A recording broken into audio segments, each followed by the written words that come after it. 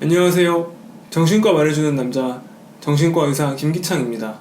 이번 시간에는 방어기제에 대해 말씀드릴게요.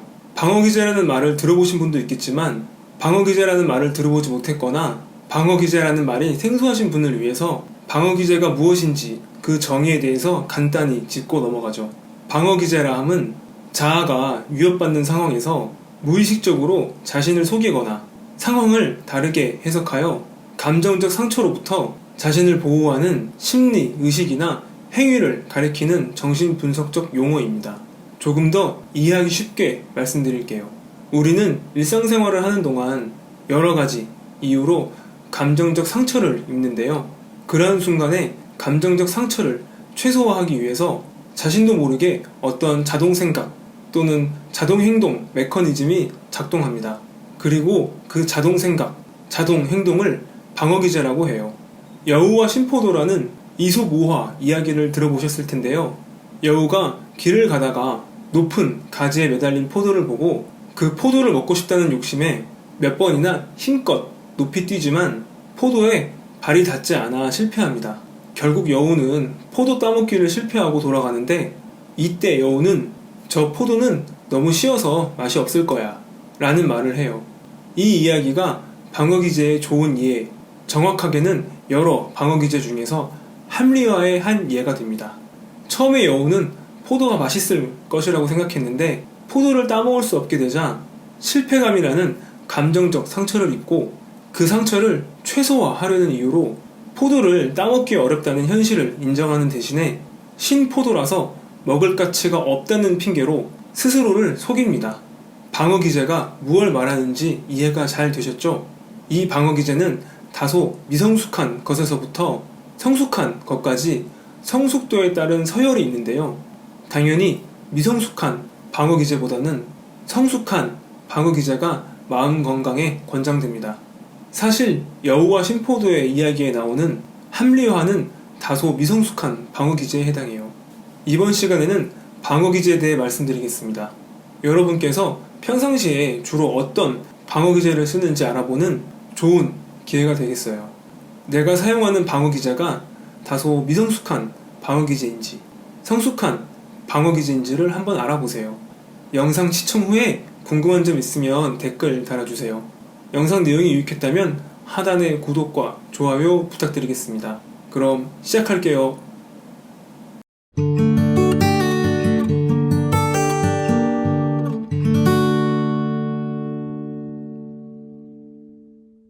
먼저 다소 미성숙한 방어기제부터 말씀드리겠습니다.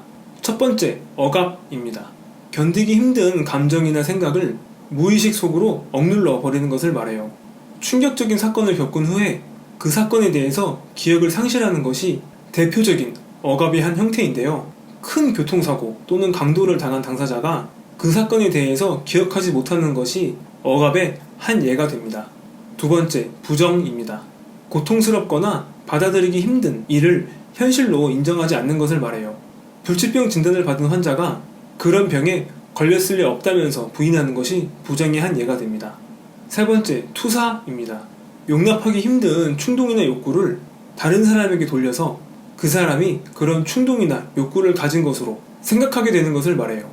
실제로는 내가 타인을 증오하는데 이 감정을 타인에게 투사함으로써 오히려 타인이 나를 증오한다고 생각하는 것이 투사의 한 예가 됩니다.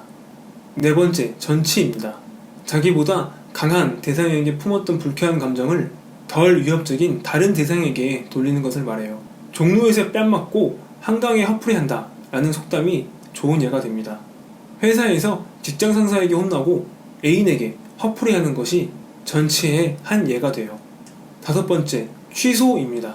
죄책감을 감소시키기 위해서 이미 했던 행동을 취소하고 원상복구하려는 일종의 속죄 행동을 말해요. 사소한 잘못을 한 아이를 지나치게 꾸중하고 혼내킨 뒤에 미안한 마음에 아이를 다시 안아주는 것이 취소의 한 예가 돼요. 여섯 번째, 합리화입니다. 수용할 수 없는 상황이나 결과에 대해서 그럴듯한 이유를 붙여서 정당화하는 것을 말해요. 앞서 말씀드렸다시피 여우와 심포도 이야기가 합리화에 좋은 예가 됩니다. 7번째, 신체화입니다. 심리적인 갈등이 의식적으로 표출되지 않고 신체 증상을 통해서 표현되는 것을 말해요. 우울과 분노를 참고 참다가 생기는 화병도 신체화의 한 일종입니다. 스트레스를 받았을 때 극심한 두통 또는 복통에 시달리는 것이 신체화의 한 예예요. 8번째, 행동화입니다.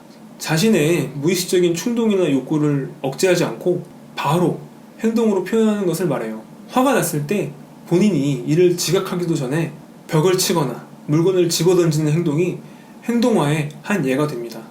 9번째, 동일시입니다. 주위에 영향력 있는 대상을 닮아가려고 하는 것을 말해요. 무서운 아버지 밑에서 양육된 아들이 아버지를 닮아가는 것을 동일시의 한 예라고 할 수 있습니다. 10번째, 반동 형성입니다. 사회적으로 수용될 수 없는 충동을 억제하기 위해서 그와 반대되는 사고, 행동을 하는 것을 말해요.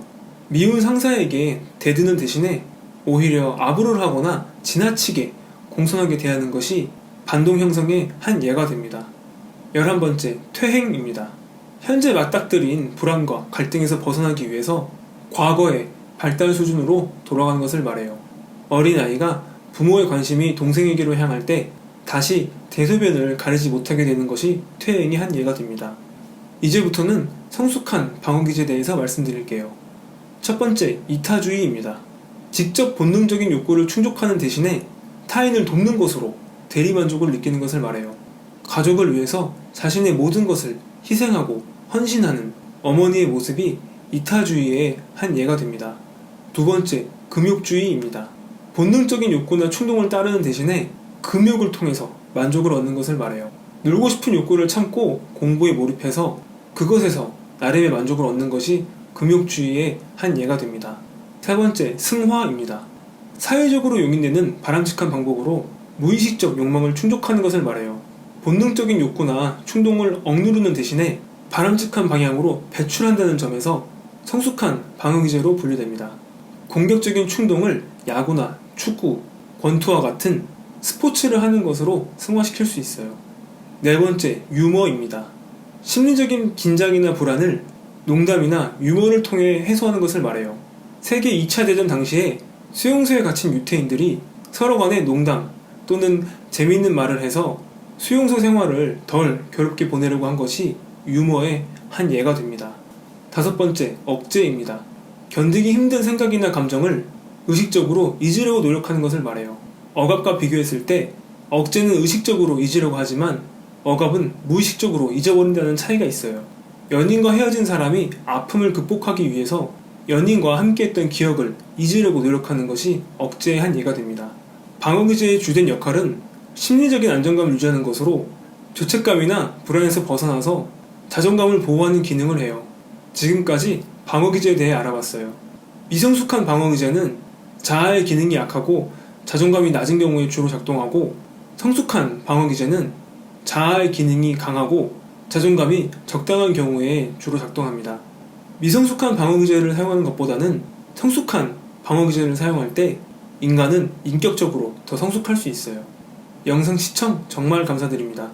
궁금한 점이 있으면 댓글 달아주세요. 내용이 유익했다면 구독과 좋아요 부탁드리겠습니다. 그럼 다음에 봐요.